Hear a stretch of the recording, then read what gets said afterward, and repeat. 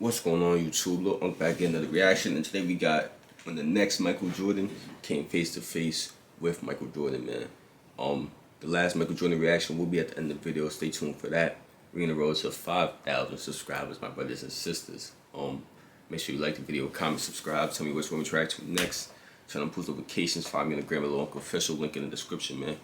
Without further introduction, man, let's get into it. Grant Hill, Vince Carter, Kobe Bryant, and Harold Miner. What do all of these players have in common? This guy. At some point in time, usually earlier on in their careers, all of these players were compared to Mike. Grant Hill made the All-Star team as a rookie and immediately put up numbers that had fans almost positive that he would be the next MJ. Vince Carter was a 6'6" high-flying slasher from UNC. The comparison there is obvious. Kobe Bryant was Jordan's carbon copy, his mini-me, and the closest thing to Jordan since Jordan. And then there's Harold Miner, who of these four players was most closely compared to Michael Jordan but had a career that least resembled MJ's. He had the bald head, the high-flying dunks, tongue out and everything. A 6'5" shooting guard who could score the ball like a man possessed by Michael Jordan. I mean, come on, his nickname on Basketball Reference is literally Baby Jordan. Everyone loved the idea of comparing this kid to Michael Jordan, until this kid met face to face with Michael Jordan. Mike ain't like that, huh? Mike ain't like this, huh? He ain't like what's going on. He ain't like what y'all had going on, man. He about to put an end to all the bullshit.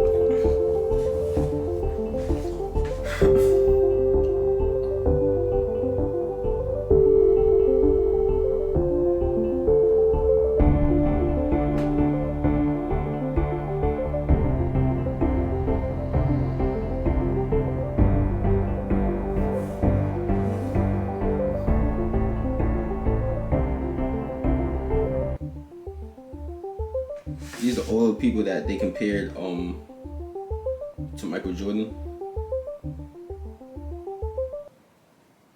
The list of next Michael Jordans might be the least exclusive club on the entire planet.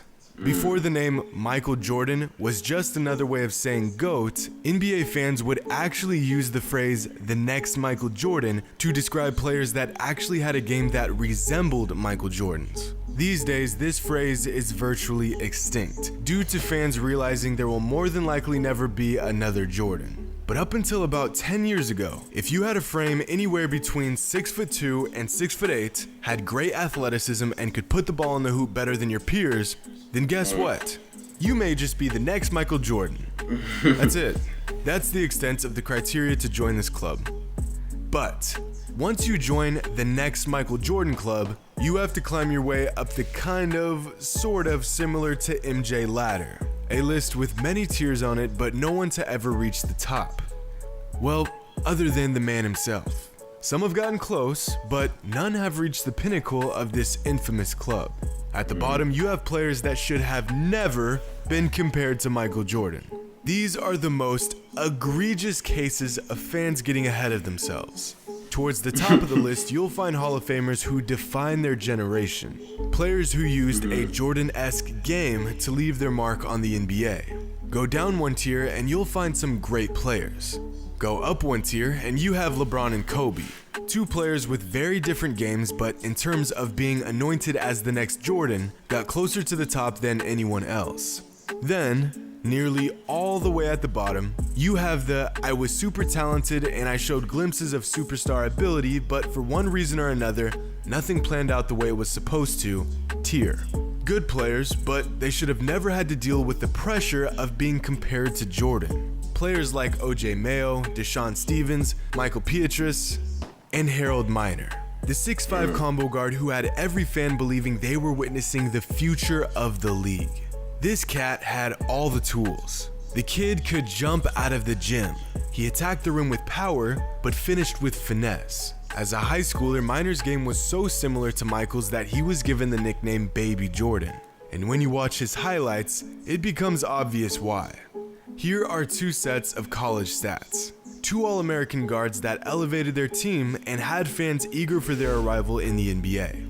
But clearly, one of these players had a larger impact on the college level than the other.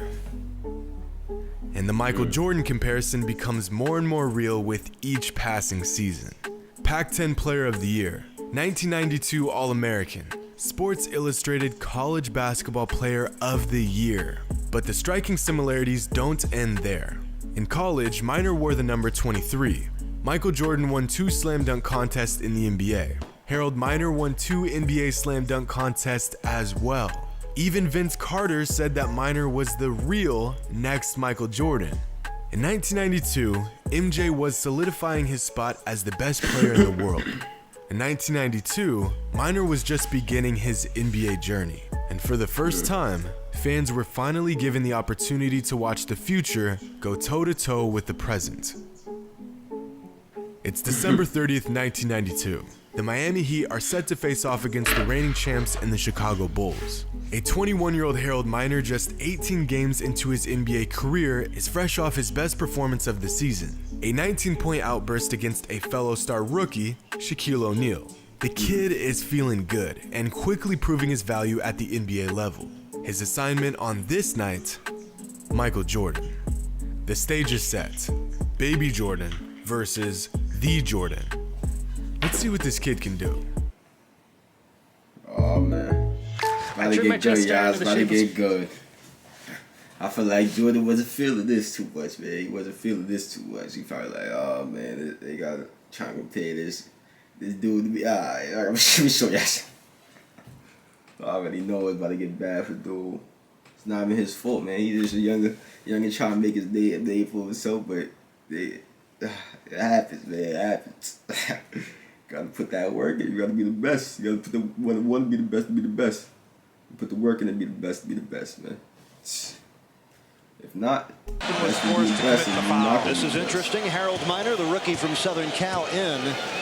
Miner will play against one of his idols, an obvious influence. Oh, I'm sure this is a big occasion for Harold Miner to play against the great one, Michael Jordan, and to defend him one-on-one. Here's a good matchup. Miner blowing by. Nice pass by Miner. 3-on-2. Miner. Oh, he's rising up. He's rising up, though. Harold Miner. He's rising up to the occasion. Harold Miner. Yes, sir. With just 4. Jordan has 9. They made him give it up for the 3-peat. Oh, too bad. Harold Miner weaving through. Nice. 2 more. Young Harold Miner broke into a grin when he heard that whistle. He knew he had a clean steal, but almost knew he wouldn't get away with it. Untypical. He did 58% here in the first half. He is feeling it tonight. Harold Miner, 4 field goals, 8 points here in the second quarter. United him. In his first ever matchup against Mike, Harold Miner spent the entire first half absolutely torching the Bulls' defense, getting into the lane with ease, carving through double teams, using Michael's very own signature baseline jumper on Michael himself. The fans are loving it, Harold is loving it, and the Jordan comparison that has followed Miner for years is becoming a reality right in front of our eyes. Going into the half, a rookie Harold Miner pushes the Heat to a 4-point lead over the Bulls. After coming off the bench in the first quarter, Miner is sitting on 10 points. The kid is having himself a game. Michael, on the other hand, only has 9 points going into the half. Now, you don't have to be a mind reader to know that right about now, MJ is fuming. To have a 21-year-old rookie compared to him and come out and light him up using his own moves, that's just unacceptable. You know, it's about to get maybe, just maybe, this kid really was the next Michael Jordan. The similarities are uncanny. He's fearless, he's relentless, he's got all the moves. What could possibly go wrong? The confidence and the game growing nightly for Harold Miner. I think Michael Jordan might try and take Harold Miner and show him who's boss out here soon. Now, why do you have to go and say that? 7 on the shot clock. Jordan to work. Good if it goes. Watch it. Now we mad. Now we mad, Joe. I feel you. Oh, man. I feel you. They bugging out. that weak ass shit, Harold. He's everywhere on defense, folks. What Good is he defense doing? by Glenn Rice. They How come he is? bring Scotty dead. Pippen free pass by Glenn Rice. Back to Jordan. Jordan on the cut. Oh boy. Now y'all Jordan dead. with the steal. Don't even try it. Look out. Don't even try it. You'll see it later on your nightly news. For the next 24 minutes, Michael Jordan goes berserk on the Miami Heat, dropping 30 points in the second half alone. While Harold Miner was doing his best Michael Jordan impression, Michael Jordan was busy showing the rookie there will only be one real MJ. Michael finished the game with 39, 8, and 6 with 3 steals and 2 blocks. One of his best games of the entire season. Almost as if he were trying to send a message to Harold and everyone else to stop the comparisons. Because once Michael went full GOAT mode, Miner didn't score another bucket for the entire game, finishing with 10 points, 1 rebound, and 1 assist. The kid didn't ask for this. He didn't create the Jordan comparison for himself. Nah, we here. We not Just make sure you don't happened to be score. in the path of the storm. You, Just Harold, you're like not every scoring. other MJ You're clone, not scoring. The storm We swept here. him up No, and spit him out. no. But, of course, Please, this storm man. wasn't over Man. just yet. Because for the next 4 seasons, Michael Jordan continued to give an annual reminder to Harold Miner that the comparisons should have never happened. Now, Harold Miner wasn't a bad player. He could get to his spots, he contributed on a nightly basis, and he played his role. But due to limited minutes and an injury in his 3rd NBA season, we never got to see Harold Miner's full potential. And, well, it also didn't help that Michael went out of his way to make the kid's life a living hell every single time they faced off. Michael handed Harold L after L after L while putting up MVP numbers on him. Meanwhile, Harold could hardly even catch his stride while trying to keep up with the man people so desperately compared him to. Here's Michael's career numbers when facing off against Harold. And here's Harold's numbers when facing off against Mike. Yeah. But wait, there's more. After 3 relatively disappointing seasons with the Miami Heat, Miner was traded to the Cleveland Cavaliers in 1995. But even in Cleveland, Miner couldn't seem to catch a break, and his career would soon be coming to an uneventful and premature end. But hey, at least Harold Miner was able to shake off that Baby Jordan tag and just play the game he loved one last time. You've got to be kidding me. And he'll be defended tonight by this man, his idol, Michael Jordan. He has Michael's picture still on his wall in his homeroom in his mom's house, and says that having Michael Jordan defend him will be interesting, to say the least. Should become a pretty good defensive player. Jordan stolen back by Jordan from the free throw. 34 in a row at United Center going back to last year. That is Jordan. Mills right in Jordan's face, forced him to shoot. Oh, they couldn't find anybody but number 23. Against Marley. They're fucking dead. Soaring. They're fucking dead, bro. As some sort of twisted farewell gift, Michael Jordan and the Bulls handed Harold Miner a 26-point blowout loss in his final NBA game. Of the 480 players Miner played against in his NBA career, on February 20th, 1996, this poor man was unfortunate enough to play Michael Jordan in his very last game in the NBA. Following this loss, Harold Miner never stepped foot onto another NBA court. And that's it. After 4 short seasons and the occasional highlights, the once highly anticipated high-flying guard that fans had sworn would be the next Michael Jordan was done playing basketball. But the saddest part about his journey is that I don't even think he became Harold Miner. The kid was talented, there's no doubting that.